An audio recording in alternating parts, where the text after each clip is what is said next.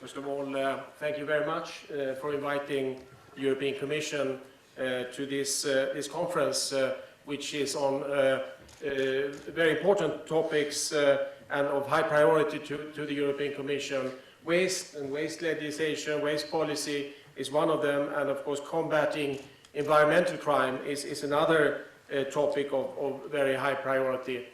I come from the Directorate General for Environment in the European Commission, and the Unit for Waste Management and Waste Policy. We're responsible for drafting legislative proposals and putting them forward to the Council and Parliament. And according to the Treaty on the European Union, it's also incumbent upon the European Commission to monitor and ensure that the environmental legislation is properly applied and implemented. The Commission works very closely with Member States and in order to improve the situation as regards waste management, focusing on, for example, municipal waste management, hazardous waste, or some of the specific waste streams like waste electrical and electronic equipment and end-of-life vehicles. To give an example of our work, we published last year a review of how the waste legislation is applied across the European Union in different member states, and presenting some of the challenges and ways forward, and specific country reports. And these reports give an overview of the progress and the implementation challenges for the different waste streams, such as municipal waste, hazardous waste, electrical and electronic equipment, and packaging waste. So to turn to waste crime,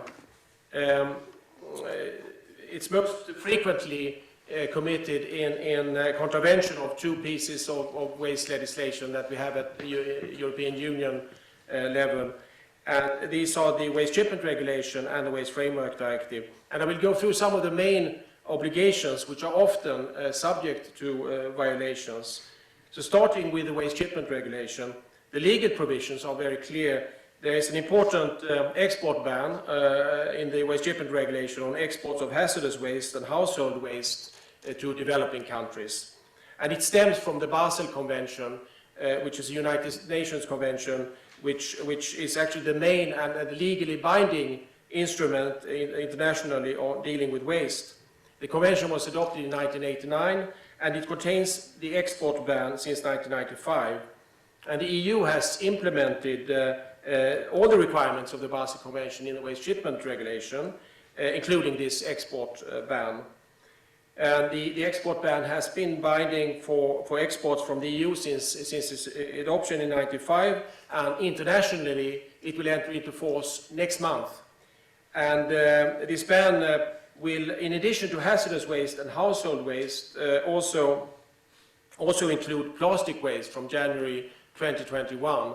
And this is the result of amendments of the Basel Convention, which were adopted in May this year, which was a big international breakthrough, because it's for the first time that plastic waste has been regulated internationally, with requirements on how it can be traded between countries. So now the Basel Convention will subject the plastic waste to legally binding obligations, and we in the European Union will also implement this ban, of course, and we will implement these requirements as a ban on exports from the European Union. And as this export ban prevents that the waste that we generate will end up in countries which cannot handle the waste in an environmentally sound manner. And of course the plastic waste export ban is also, as the previous speaker has touched upon, important in order to prevent marine litter and address this international problem of marine litter, which is urgent and a very important one. And in the European, we have also bans in the Waste Shipment Regulation. We have also a ban on exports of waste for disposal outside the EU and EFTA, because waste for disposal is meant to be handled, of course, close to its source and not to be shipped abroad. and therefore we have a ban on that in the regulation. We also have notification requirements for shipments within the EU of hazardous and wasteful disposal, because it also happens that there are illegal exports within the EU from one country to another, which have to be dealt with, and therefore we have notifications to trace the waste. And the notification system is based also on the Basel Convention's international system. And then for non-hazardous waste, green waste going for recycling and recovery operations, there is an information requirement in the waste in our EU regulation, which I think we are more or less alone of having this kind of requirement. It goes beyond the Basel Convention, but it's used in order to verify that the waste is exported to such facilities where it can be made sure that it's dealt with in an environmentally sound way. So also this obligation is a very important one, and the inspectors in the European Union, in the ports or upstream, are obliged to check the destination very carefully. There is in this document details on where the waste shall be sent and how it shall be managed, which type of waste it is, and so on. And for that reason, it is important that these controls are carried out. So this is the waste shipment regulations, main provisions that have to be implemented, and unfortunately, in many cases, have been subject to violations and infringements.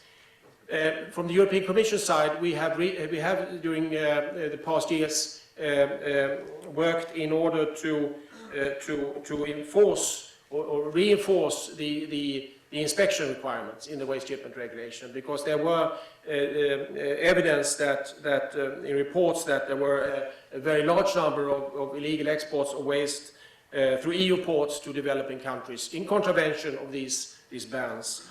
And in fact, some of these data and coordinated inspections in member states of the European Union showed that between 25 to 50% of the waste shipments carried out in the European Union were illegal.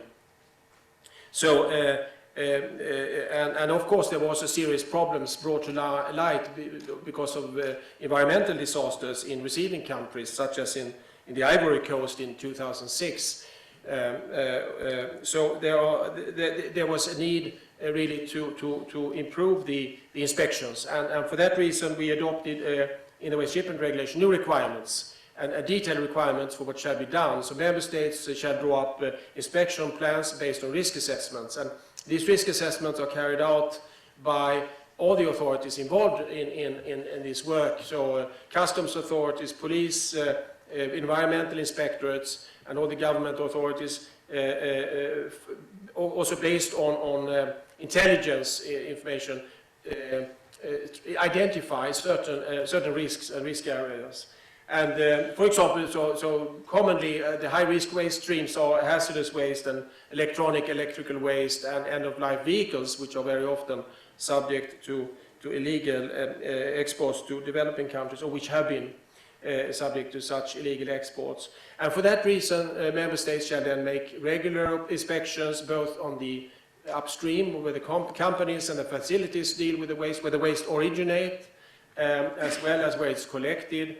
And also during the transport within the EU, there shall be inspections. And of course, at the borders, at the frontier, there are the customs authorities often, which have to open containers and check the waste, and that's in obligation, legal obligations in our regulation. And of course, also it should be checked. It must be checked where the waste, what the requirements are where the waste ends up. And these are obligations on all the inspectorates.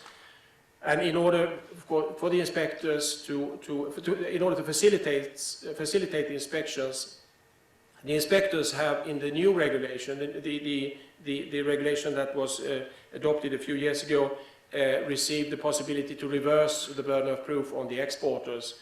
So, for example, often it can happen that exporters seeks to contravene the legislation by saying what I am sending to a country outside the European Union is not a waste, it's a product, etc. I always say that this waste is not hazardous, it's a green non-hazardous waste. For that purpose, the inspectors are given in the regulation the possibility to require from the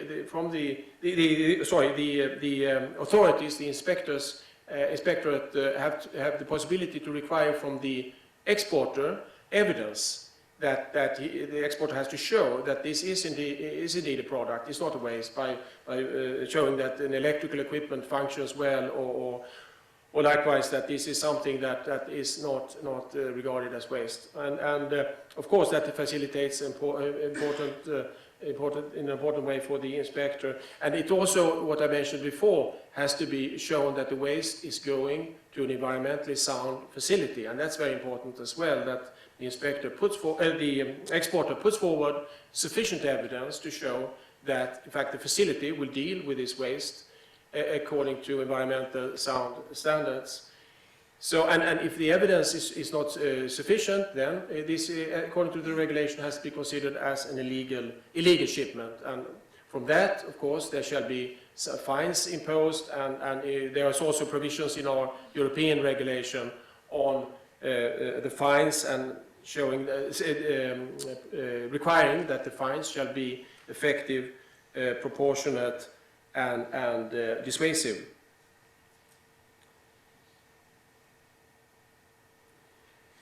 Also turning to a little bit to the Waste Framework Directive, because in the European Union we have the same legislation for how to handle waste. So we have a framework directive which sets out an obligation for waste to be handled in an environmentally sound way, and that is something that should prohibit illegal dumping and mismanagement of waste within the European Union, and this of course is often something that the inspectors check and continuously seek to make sure that the facilities in the European Union complies with this provision on environmentally sound management. And we also have in the EU, and laid down by the Framework Directive, a system of permits which are the requirement for permits for establishing waste treatment operations, and that's of course handled in detail in the member states. The authorities in the member states implement this by giving permits with certain conditions, and that's also something that is vital to check and inspect and make sure that the activities, the waste treatment or the waste operations, are carried out in line with these permits. And we have for landfilling a specific instrument, a specific directive, which sets out in extensive detail what requirements landfills shall comply with, and that's another important directive to mention in this context, because it is also one of the areas where you could have some risk of contravention in terms of which results in serious environmental harm and health implications.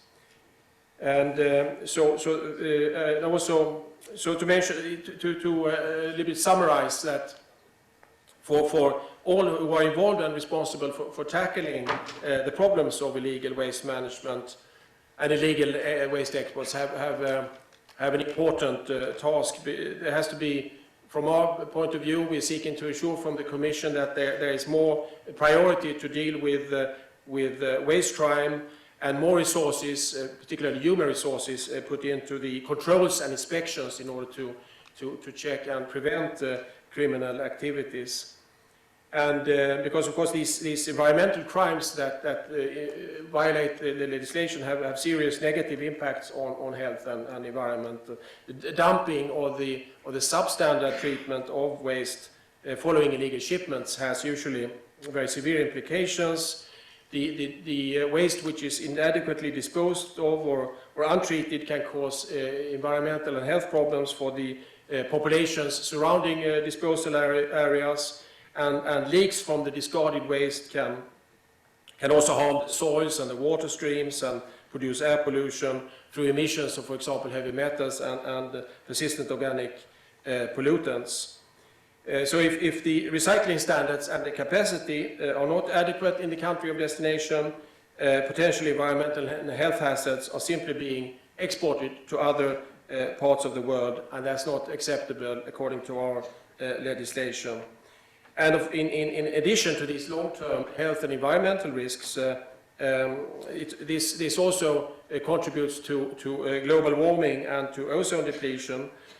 And the extent of the impacts is often linked with the usage of improper waste treatment techniques.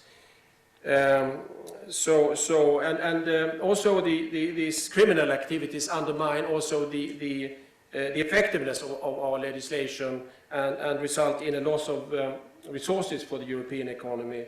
So during recent years we have developed waste legislation to increase good recycling and using waste as a resource to be injected into the European economy.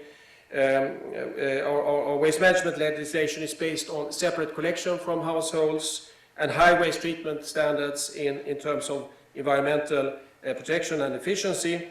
And the waste management sector in the EU, which helps to build up the circular economy by investing in facilities and installations complying with the legislation, is also being undermined. And often illegal operators offer cheaper solutions to just get rid of the waste.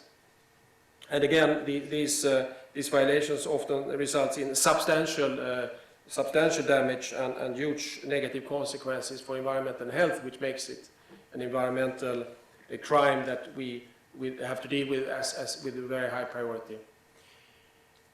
And then finally, I have a website where we contain a lot of our work from the European Commission. There is of course the legislation, but there's also a lot of guidance documents and references to links where we have guidance on how to apply the legislation. For example, on inspections there is guidance, but also on specific waste streams and how to deal with those in detail. So there is a lot of information on our website that you have a reference to here. Thank you very much for your attention.